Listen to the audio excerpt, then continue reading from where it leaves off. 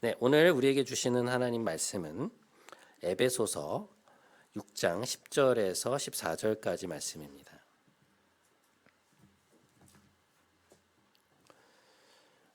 한 절씩 교독하시고 마지막 14절은 이제 합독하시겠습니다. 끝으로 너희가 주 안에서와 그 힘의 능력으로 강건하여지고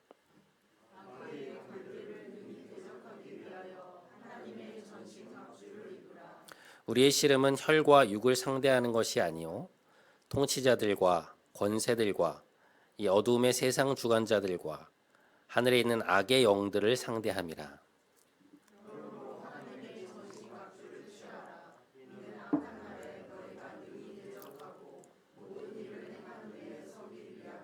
함께 그런즉 서서 진리로 너희 허리띠를 띠고 의의 호심경을 붙이고. 아멘. 이것은 하나님의 말씀입니다.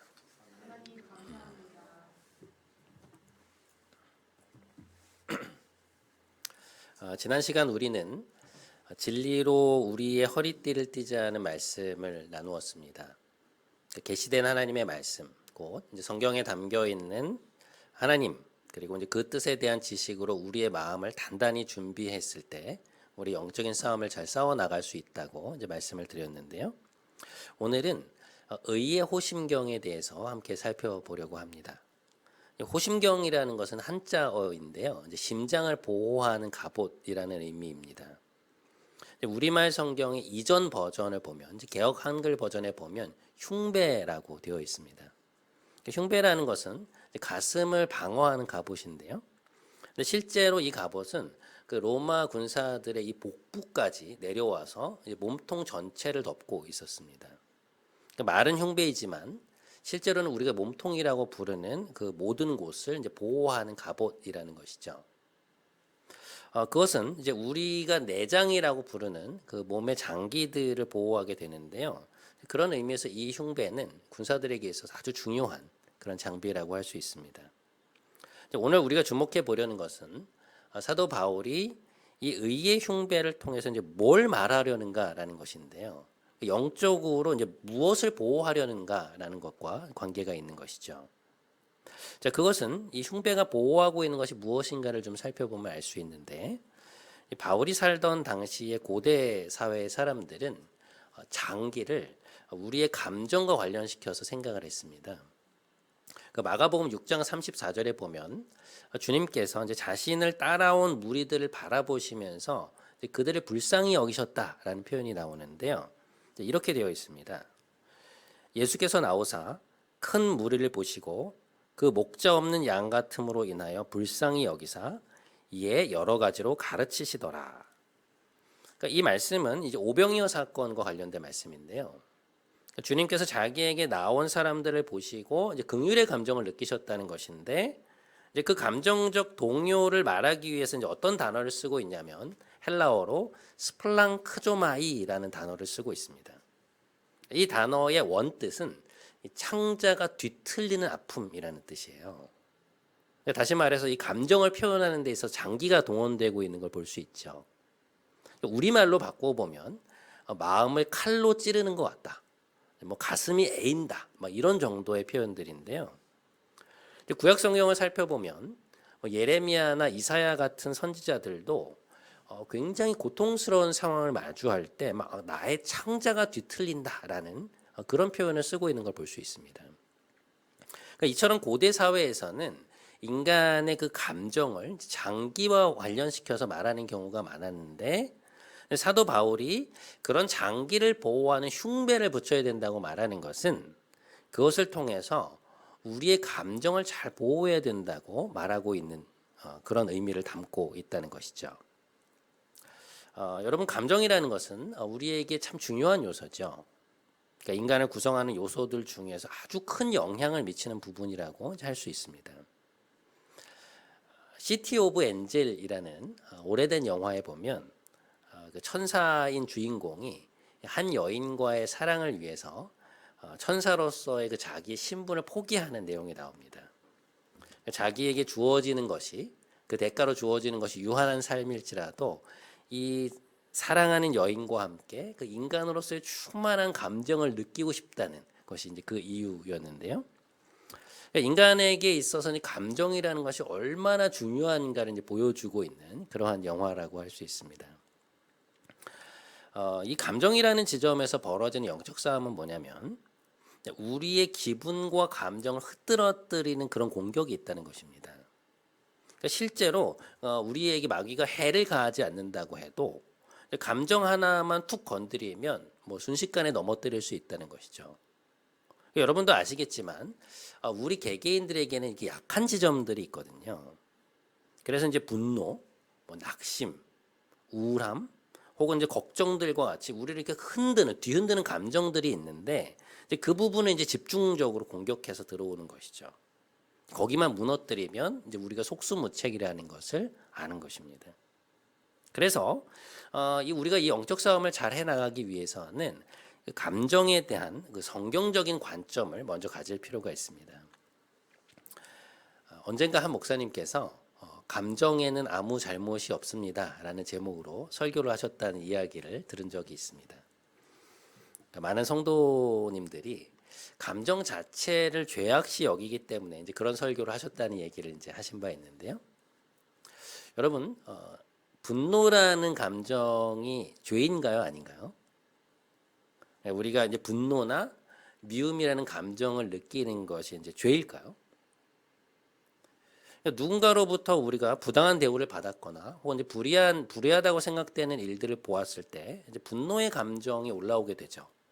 그리고 거기에는 이제 미움이라는 감정이 포함될 때도 있습니다. 그런데 이 감정에 대한 성경적인 관점은 뭐냐면 그런 감정이 이렇게 올라오는 것은 죄가 아니라는 것입니다. 그러니까 올라올 수 있다는 거예요. 그런 감정들이 찾아올 수 있다는 것입니다. 근데 문제는 무엇이냐? 우리에게 올라온 그 감정들을 분별 없이 품는 것이죠. 그러니까 우리가 품지 말아야 할 감정임에도 불구하고 그것을 의도적으로 품고 그것에 기반한 행동을 취하게 될 때, 어떤 행동을 취하게 될 때 그것이 이제 하나님 앞에서 문제가 된다는 것입니다. 이것에 대한 아주 좋은 비유를 마르틴 루터가 이러한 말로 설명을 했는데요. 이런 얘기를 했습니다. 우리의 머리 위로 새가 지나다니는 것은 막을 수 없다. 하지만 그 새가 우리 머리에 둥지를 트는 것은 막을 수 있다. 네, 무슨 얘기인지 아시겠죠? 여러분, 우리가 이제 인간으로 살면서 어떻게 감정을 경험하지 않을 수 있겠어요? 본능적으로 구체적인 어떤 상황을 마주하게 될 때 어떤 종류의 감정들이 올라오게 마련이고, 또한 우리의 기질 혹은 살아온 어떤 환경과 과정들로 인해서 특정 감정들에 취약하게 마련인데, 그 감정 자체가 올라오는 것은 막을 수 없지만 그것이 우리의 내면 안에 둥지를 트는 것은 막을 수 있다는 것이죠. 그 감정을 분별하고 거기에 빠져들지 않을 수 있다는 것입니다. 그러면 되는 거거든요. 그러니까 이 루터의 이야기가 말해주는 것은 뭐냐면 제가 앞에서 말씀드렸던 것처럼 우리에게 찾아오는 감정 자체가 죄가 되는 게 아니라는 것입니다. 그러니 거기에 대해서 너무 죄책감을 갖지 말아야 한다는 거예요. 그러니까 이걸 알지 못하면 어떤 부정적인 감정이 올라올 때마다 내가 또 죄를 지었구나 하는 마음이 자꾸 위축이 되거든요. 근데 그런 것들이 영적 공격의 빌미를 제공하게 된다는 것이죠. 자, 그래서 이런 감정에 대한 올바른 성경적 관점을 갖추는 것이 이 흉배라는 갑옷을 입는 첫 순서라는 것입니다. 자, 그러면 이제 의의 흉배라는 것이 무엇인가를 함께 좀 살펴보아야 하는데요. 오늘 본문에서 말하는 이 의라는 것이 무엇이냐? 근데 그게 무엇이길래 우리의 어떤 감정적인 차원의 문제를 보호해 줄 수 있느냐라는 것이죠. 여기에서 바울이 말하는 의는 우리가 의롭게 살아야 된다는 맥락이 아닙니다. 모든 면에서 우리가 완벽해짐으로써 마귀에게 어떤 빌미도 주지 않는다, 뭐 그런 얘기가 아니고요. 하나님께서 우리에게 주신 의를 의지한다는 맥락이에요.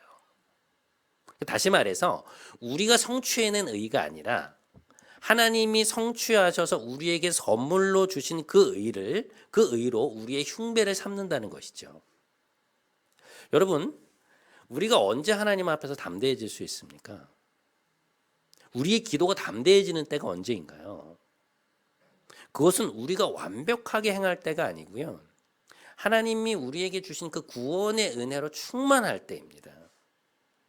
다른 말로 바꾸어 보면 우리의 우리를 위한 예수 그리스도의 죽으심, 그리고 그것을 통해서 이루어지는 죄 용서, 그것을 통한 하나님과의 관계 회복이라고 하는 그 선물에 대한 감격으로 우리가 가득 차 있을 때 우리는 하나님 앞에 담대하게 설 수 있다는 것이죠.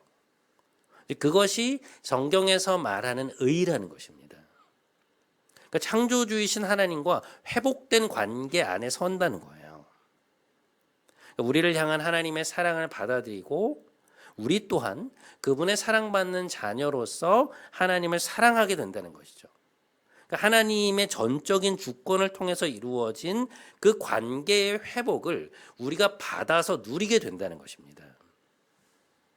그것이 하나님 앞에 담대히 나아갈 수 있는 근거가 된다는 것이죠. 그것은 우리가 성취하는 것이 아니고요. 하나님이 주도적으로 성취하셔서 우리에게 선물로 주신 것이죠. 그러니까 하나님이 손수 만들어서 만드신 그 의의 옷을 우리에게 입혀주시는 것입니다. 이러한 진리를 골로새서 1장 13절과 14절은 이렇게 이야기합니다. 그가 우리를 흑암의 권세에서 건져내사 그의 사랑의 아들의 나라로 옮기셨으니 그 아들 안에서 우리가 속량 곧 죄사함을 얻었도다. 여러분, 우리는 그리스도의 신실하신 순종을 통해서 의롭게 된 자들입니다. 하나님께서 우리에게 지어주신 새로운 옷, 그 자비와 긍휼이 담긴 그 의로 옷 입은 자들이죠. 우리가 하나님께 나아갈 수 있는 근거를 우리 자신에게 둔다면 거룩하신 하나님 앞에 아무런 거리낌 없이 나아갈 수 있는 사람이 얼마나 되겠어요? 우리가 어떻게 하나님 앞에 담대히 나아갈 수 있겠습니까? 그것은 불가능하죠. 하나님이 그리스도를 통하여 성취하신 그 의를 우리에게 주셨고 그 선물로 인하여 우리가 그 앞에서 담대히 행할 수 있게 되는 것이죠. 자, 그러면 이제 하나님이 우리에게 주신 이 의가 이제 신앙생활에서 구체적으로 어떻게 작용을 하게 될까? 여기서 우리는 이제 다시금 감정의 문제로 좀 돌아갈 필요가 있는데요. 그 서두에서도 말씀드렸지만 이 감정이라는 것은 우리에게 다른 요소들보다 워낙 두드러지게 나타나는 것이거든요. 그래서 우리는 우리의 느낌에 의지해서 신앙생활을 하려고 하는 그런 유혹을 받을 때가 참 많습니다. 그러니까 우리 안에서 자꾸만 감정적인 증거들을 찾는 것이죠. 예배를 드리고 났는데 어떤 좋은 감정적 움직임이 느껴졌다면 이제 그날은 은혜를 받은 것이고, 만일 그런 것이 느껴지지 않았다면 별로 은혜를 받지 못했다고 이제 생각을 하는 거죠. 그러니까 하나님의 역사를 경험하지 못했다고 생각하는 것입니다. 그러니까 우리 안에서 통용되고 있는 소위 은혜를 받았다라고 하는 표현은 말씀을 듣거나 이제 기도를 하는데 뭔가 막 가슴이 막 뭉클해지거나 눈시울이 뜨거워지거나 뭔가 이렇게 마음에 느껴졌을 때 내가 은혜를 받았구나라고 우리가 생각한다는 것이죠. 물론 하나님과의 만남 속에서 이런 감정이 수반되는 것은 지극히 정상적인 일입니다. 그런 건강한 정서가 함께 찾아오는 것이 자연스러운 얘기이기도 하고요. 하지만 문제가 되는 것은 뭐냐? 우리가 감정을 우상시할 때가 있다는 것이죠. 감정의 그 느낌을 절대화해서 그 느낌이 없으면 마치 하나님이 은혜를 주시지 않은 것처럼, 하나님이 역사하시지 않은 것처럼 생각할 때가 있다는 것입니다. 그것이 오늘 이 시대를 살아가는 우리의 커다란 유혹인 것이죠. 그 느낌의 기반을 두고 신앙생활을 해나가는 것이 결코 지혜로운 태도가 아니라는 것입니다. 여러분, 우리는 하루에도 몇 번씩 기분이 왔다 갔다 하는 것을 경험하게 되죠. 우리가 이 기분이라고 부르는 것은 우리 안에 있는 이 감정이 이렇게 얕게 배어나는 그런 정서적인 상태를 말하는데요. 이런 기분은 수시로 변하는 것이기 때문에 거기에 기반을 두고 하나님께 나아가려고 하면 올바른 신앙생활을 하기가 어렵다는 것이죠. 그래서 우리 안에서 변화하는 감정이 아니라 하나님이 우리를 위해 성취하신 그 의, 그러니까 하나님과의 회복된 그 관계를, 다시 말해서 우리가 구원을 받았고 하나님의 자녀가 되었다고 하는 그 변하지 않는 사실을 중심에 두고 감정이 그것을 따라오게 해야 된다는 것입니다. 얼마 전에 제 육아와 관련된 그 소아정신과 교수님의 강의를 시청한 적이 있는데요. 그분이 강조하시는 게 뭐냐면 자녀들을 대할 때 부모가 원칙이 있어야 된다는 거예요. 그러니까 상황에 따라서 이제 어떤 때는 아이가 원하는 것을 해주고 또 어떤 때는 안 해주고, 부모가 기분이 좋을 때는 더 많은 것을 허용해주고 기분이 좋지 않을 때는 그 기준이 달라지는 방식의 육아는 이제 정말 좋지 않다는 것이죠. 그러니까 아이들은 안다는 거예요. 이제 분명한 원칙과 기준을 지속적으로 제시하면 그게 처음에는 어려울 수 있지만 결국에는 아이들이 그 부모의 일관되고도 변함없는 기준에 자신을 맞춰간다는 것입니다. 그러니까 육아에 있어서의 문제는 아이들의 변덕이 아니라 그 변덕스러운 자녀를 끌고 갈 수 있는 원칙과 기준이 부모들에게 없다는 것이죠. 그러니까 자녀들은 본래 변덕스럽다는 거예요. 그러니까 우리 신앙생활에 있어서 이제 감정의 문제도 마찬가지인 것이죠. 그러니까 우리가 감정이라는 것을 신앙생활의 그 첫머리에 내세우고 그것을 따라서 이제 살아가려고 하면 우리 신앙생활인 종잡을 수 없게 된다는 것입니다.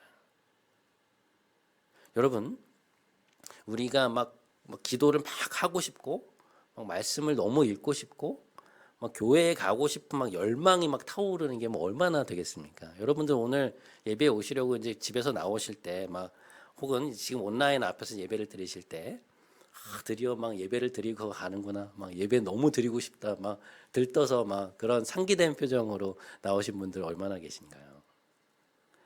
당연히 우리가 이제 그럴 때가 있지만 그렇게 감정에 막 피크를 찍거나 이제 고양되는 경우보다 오히려 이제 평범할 때가 더 많다는 것이죠. 그런데 그렇게 우리가 이제 감정적으로 피크를 찍었던 그 경험, 그때 느꼈던 그 감정을 기준으로 삼고 그 정도 감정을 경험해야 내 영적인 상태가 좋은 것이고 은혜를 받았다고 생각을 하면 그것은 어떤 의미에서 우리 신앙생활에 이제 걸림돌이 될 수도 있다는 것입니다. 그래서 이 마틴 로이드 존스 목사님이라는 분은 우리가 신앙생활을 해 나갈 때 경험의 흉배를 붙이지 말고 의의 흉배를 붙여야 된다, 이런 말씀을 하신 적이 있는데요. 이 경험의 흉배라는 것은 뭐냐? 그러니까 우리가 과거에 경험했던 그 좋은 기억들, 특별히 그때 느꼈던 그 정도 강도의 감정을 기준으로 이제 그것을 기준으로 내세우는 것이죠. 그러니까 과거의 그 경험, 구체적으로 말하면 그 감정적 경험 위에 우리가 자꾸만 서려고 한다는 것입니다. 무슨 얘기인지 이해가 되시죠? 반면에 의의 흉배를 갖춘다는 건 뭐냐? 하나님이 우리를 위해서 이미 이루어 놓으신, 이미 성취하신 그 불변의 역사적 사실을 신앙생활의 기반으로 삼는다는 것이죠. 자, 바로 이 지점에서 이제 의의 흉배의 역할이 드러나는데요. 우리의 영적인 씨름에서 우리가 굉장히 많이 넘어지게 되는 감정이 뭐냐면 바로 낙심이라는 감정입니다. 우리의 이제 영적인 침체와 아주 밀접한 관련이 있는데요. 이게 왜 그런가 하니 우리가 신앙생활을 하면서 자꾸만 이 감정이라는 발판을 딛고 서려고 하면 우리 발이 이제 실족하게 될 때가 많다는 것이죠. 갈라디아서 6장 9절 말씀에 보면 우리가 선을 행하되 낙심하지 말지니 포기하지 아니하면 때가 이름에 거두리라 라는 말씀이 있습니다. 여러분, 너희가 선을 행하되 낙심하지 말라는 말씀은 이제 어떤 말씀일까요? 이 말씀은 우리가 신앙생활을 해 나갈 때 낙심할 수 있는 많은 요소들이 있다는 것을 암시하고 있는 그런 말씀이죠. 그러니까 하나님을 따라가다 보면 뭐 마냥 좋고 또 뭐 마냥 희망으로 충만할 것 같지만 하나님의 일하심이라는 것이 눈에 보이는 결과가 당장 나타나지 않을 때가 많기 때문에 감정적으로 무너질 수 있는 유혹이 찾아온다는 것입니다. 우리 나름으로 최선을 다해서 신앙생활을 해나가고 있었는데 갑자기 예상치 못한 상황에 맞닥뜨리게 되면 거기에 걸려서 넘어지게 된다는 것이죠. 그동안 지켜오던 그 마음이 거기에 이제 덜컥 걸려 넘어지면서 이제 급작스러운 낙심으로 빠져들 때가 있다는 것입니다. 내가 지금까지 하나님을 어떻게 신실하게 따라왔는데 그 결과가 과연 이것이란 말인가? 이게 그 순종의 끝이란 말인가? 뭐 이런 생각이 들기 시작한다는 것이죠. 자, 여러분, 이 부분에 영적인 싸움이 있다고 하는 것은 이제 두 가지 측면인데요. 하나는 마귀가 우리가 맞닥뜨린 상황을 우리가 이제 커다랗게 확대 해석하도록 만드는 것입니다.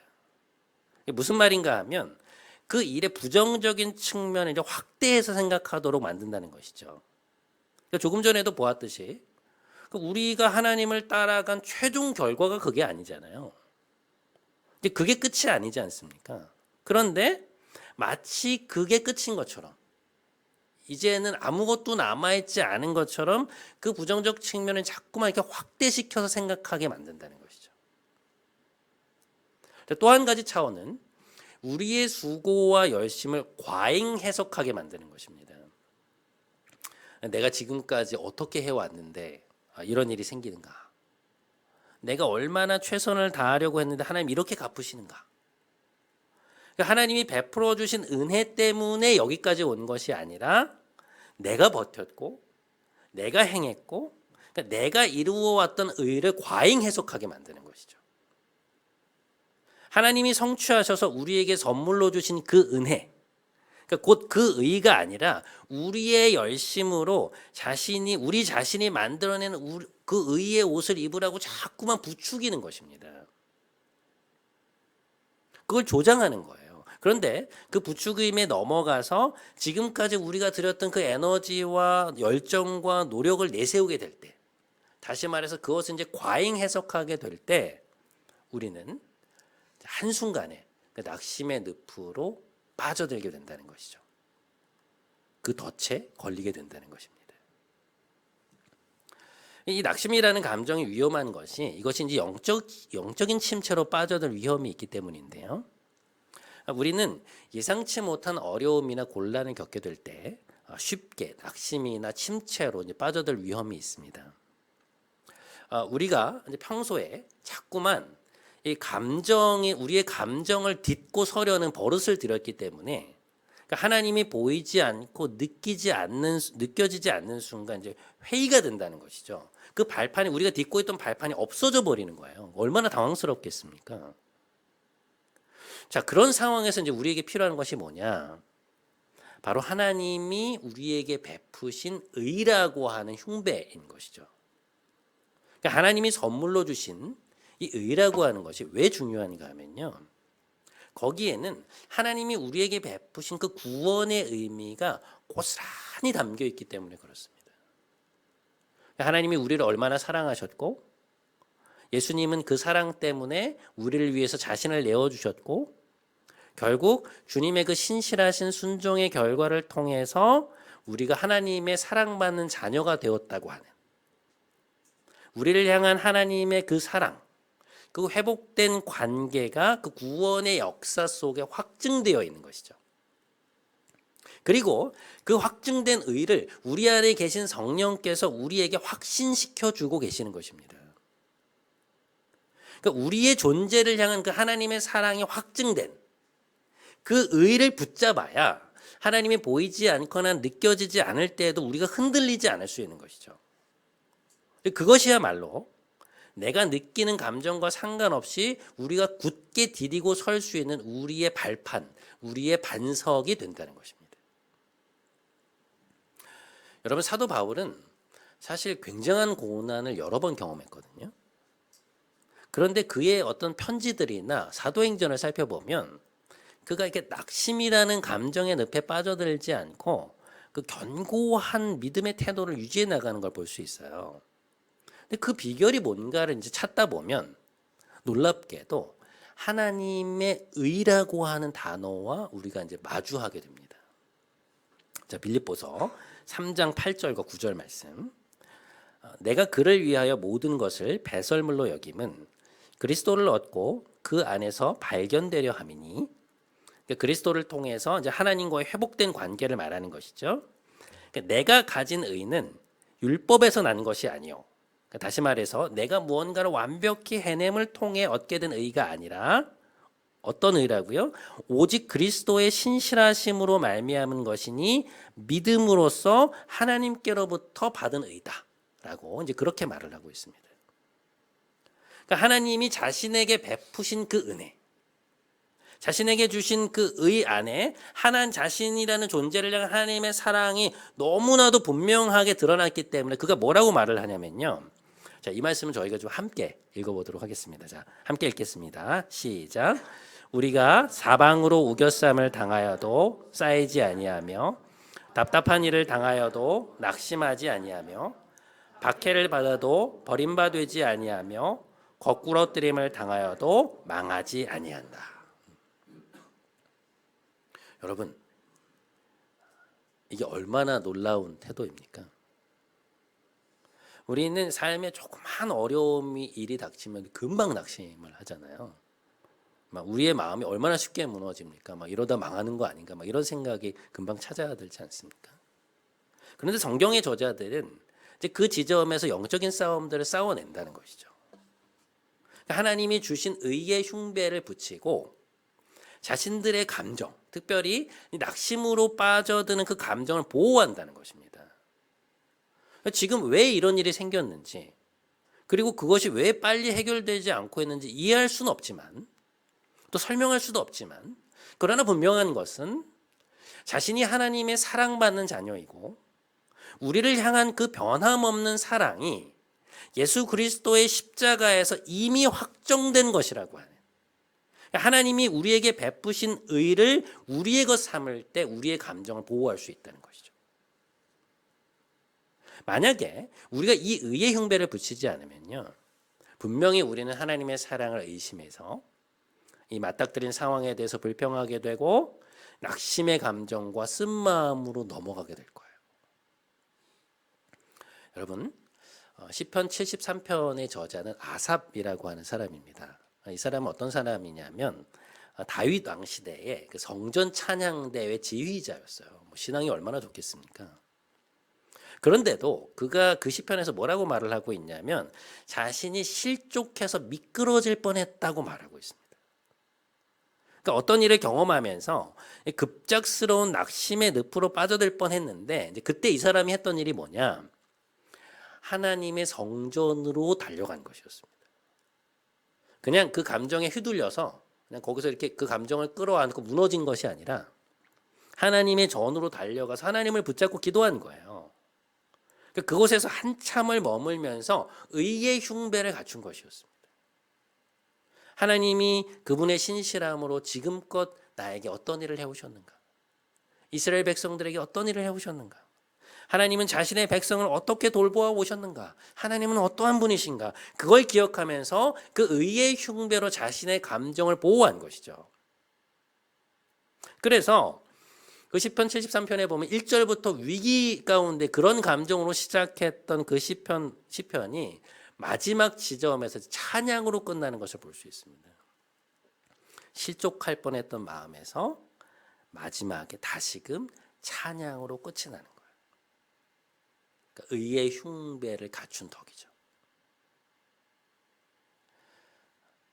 사랑하는 여러분, 감정이 우리의 주인이 될 수는 없습니다.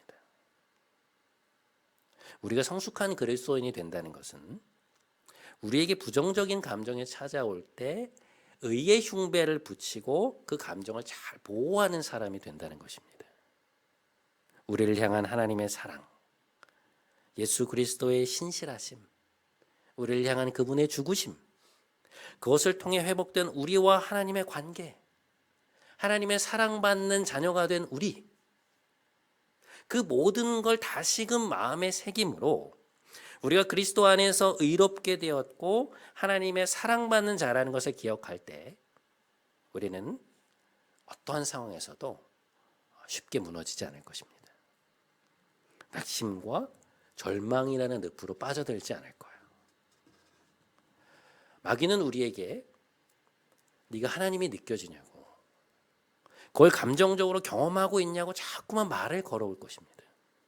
하나님이 너한테서 멀리 계신 거 아니냐, 그러니까 못 느끼고 있는 건 아니냐, 그렇게 계속해서 말을 걸어올 거라고. 그리고 그것을 믿게 만들려고 했을 겁니다. 하지만 여러분, 우리가 의의 흉배를 갖추고 있다면 이것을 막아낼 수 있습니다. 우리의 해답은 오직 예수 그리스도, 그분의 신실하심을 통해 회복된 하나님과의 관계, 곧 하나님이 손수 지어서 입혀주신 의라고 하는 그러한 옷입니다.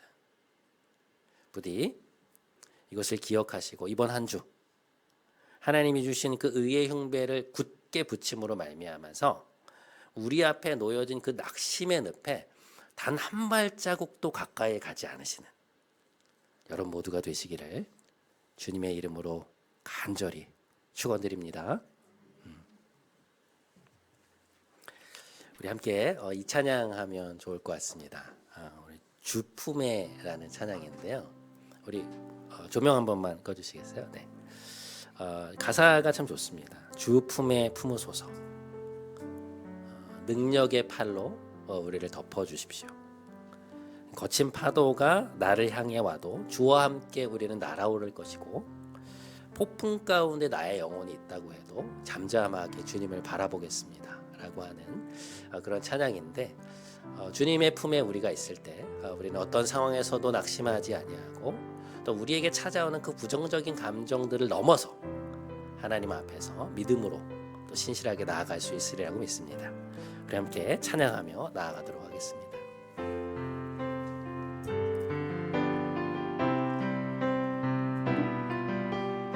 주 품에 품으소서.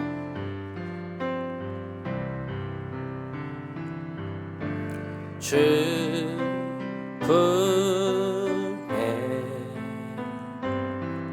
품으소서.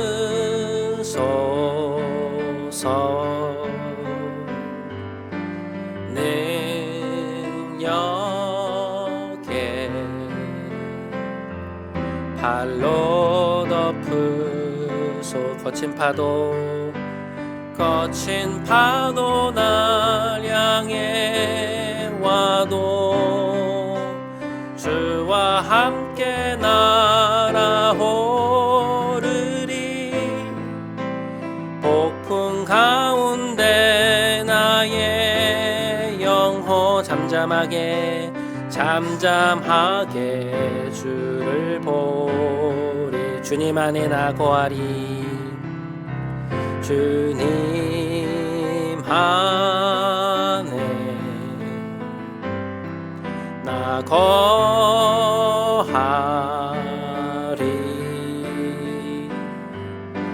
주 능력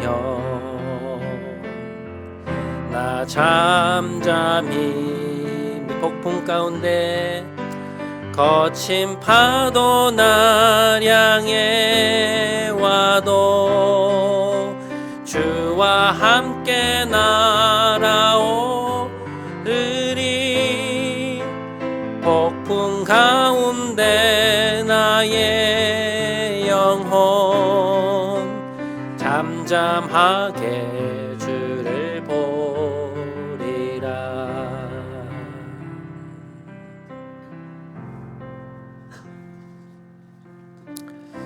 여러분, 우리가 거친 파도 가운데에서도 또 폭풍 가운데에서도 잠잠하게 주를 바라볼 수 있는 것은 하나님이 우리에게 주신 의의 흉배를 붙일 때입니다. 우리의 의로움이 아닌 하나님이 성취하신 의, 그리스도의 신실한 순종을 통하여 우리를 용서하시고 우리를 자녀 삼으신 하나님의 그 사랑, 그 은혜, 그것으로 옷 입을 때 우리는 그 어떤 상황에서도 굳게 하나님을 딛고 설 수 있습니다. 이 시간 함께 기도하기 원합니다. 하나님, 우리의 감정이 아닌 하나님이 이루신 일을 중심에 두기 원합니다. 하나님이 우리를 위해 지어 입히신 그 의로 옷 입고 그 의의 흉배를 붙이고 이 치열한 싸움에서 승리케 하여 주옵소서. 우리 이 기도 제목 가지고 함께 기도하며 나아가도록 하겠습니다. 함께 기도하겠습니다. 하나님 아버지, 오늘 우리에게 말씀을 허락해 주시니 감사합니다. 하나님, 우리가 거친 파도 속에서도 또 폭풍이 찾아오는 관계 속에서도 우리가 정말 하나님 앞에 잠잠하게 설 수 있는 것은, 하나님을 바라볼 수 있는 것은 하나님이 우리를 위해 행하신 그 의 때문입니다. 하나님, 예수 그리스도의 십자가를 통하여서, 그리스도의 그 신실하신 순종을 통하여서, 하나님이 우리를 위하여 이루신 그 성취하신 그것을 통하여 하나님과 그 의로 우리가 선물을 받았고 그 의로 옷을 입었기 때문에 하나님, 우리가 나아갈 수 있는 줄 믿습니다. 하나님, 우리에게 함께하여 주시옵소서. 우리가 우리의 감정이 아니라 하나님이 우리에게 행하신 일에 하나님을 딛고 서기를 원합니다. 우리를 위해서 지어 입히신 그 의로 옷 입고 의의 흉배를 붙이고 하나님, 우리가 오늘 하루를, 이번 한 주를 살아갈 수 있도록 주님, 우리 성도들의 마음을 지켜주시고 또 우리 모두의 마음을 주님 지켜주시고 인도하여 주옵소서. 여러분, 우리가 하나님과의 관계 안에 깊이 머물지 못하면, 하나님의 그 사랑하심에 머물지 않으면 우리는 낙심의 늪으로 빠져들 수밖에 없습니다.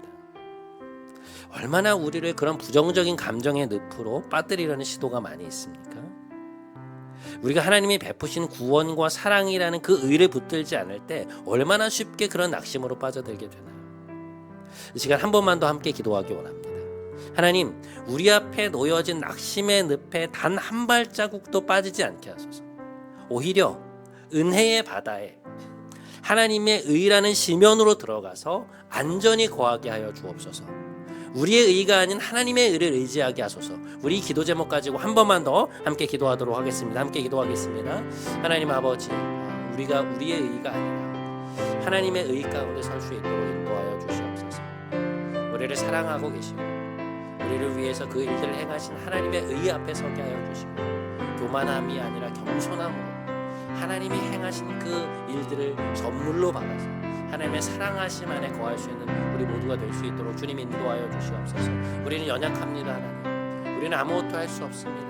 우리의 의로 하나님 앞에 설 수 없고, 우리의 감정을 딛고 서려고 할 때 우리는 무너질 수밖에 없고, 우리의 어떤 것을 딛고 서려고 할 때 우리는 정말 낙심의 늪으로 빠질 수밖에 없습니다. 하나님, 우리와 함께하여 주시고 이번 한 주를 살아가면 낙심의 늪으로 한 발자국도 나아가지 않게 해주시고, 오직 하나님이 우리에게 지어 입히신 그 의를 의지하고 그 의를 못 입고 하나님 살아갈 수 있도록 우리의 심령을 하나님 붙잡아 주시기를 간절히 간구합니다. 하나님, 우리의 영혼을 붙들어 주옵소서.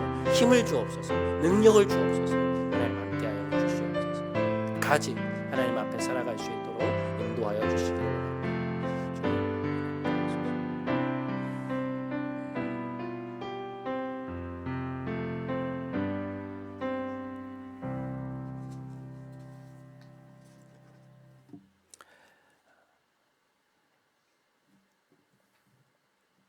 사랑의 하나님, 하나님의 신실하신 사랑 안에 거하기 원합니다. 우리에게 베푸신 그 은혜 안에, 복음 안에 드러난 하나님의 그 의 안에 거하기 원합니다. 우리를 위해 성취하시고 하나님이 손수 지어 입혀주신 그 의로 옷 입고 이번 한 주도 세상으로 담대히 나아가게 하옵소서. 의의 흉배를 붙이고 승리의 삶을 살아가는 우리의 삶이 되게 하옵소서. 우리의 진정한 갑옷 되신 주 예수 그리스도의 이름으로 기도드립니다. 아멘. 네, 다 함께 자리에서 일어나셔서 마지막 파송의 찬양하심으로 오늘 예배 마치겠습니다. 우리에겐 소원이 하나 있네.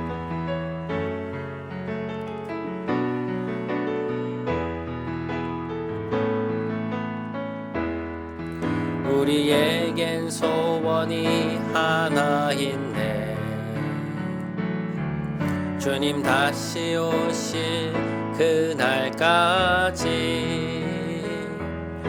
우리 가슴에 새긴 주의 십자가 사랑, 나의 교회를 사랑케 하네. 주의 교회를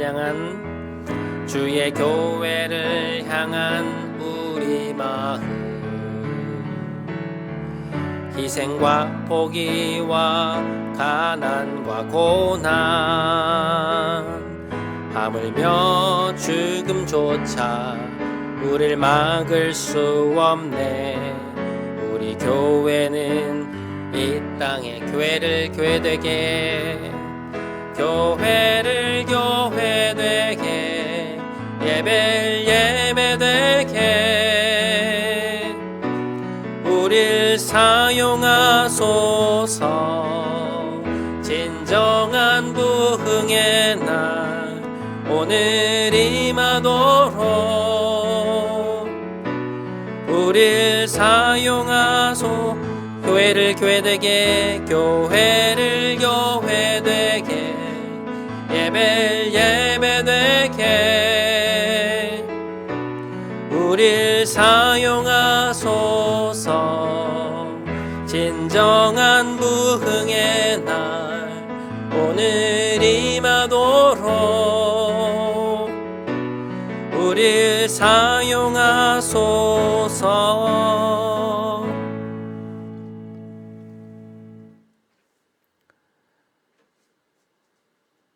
이제는 우리 구주 예수 그리스도의 크신 은혜와 하나님 아버지의 놀라우신 사랑과 보혜사 성령님의 인도하심이, 복음 안에 나타난 하나님의 의로 옷 입고 이번 한 주도 담대히 승리의 삶을 살아가기 원하는 함께 예배드린 사랑하는 모든 성도들의 머리 위에, 애들의 가정, 일터, 캠퍼스 위에 하나님이 사랑하시는 이 교회와 이 교회를 통해 거듭날 이들 위해 이제부터 영원토록 함께 하시기를 간절히 축원하옵나이다. 아멘.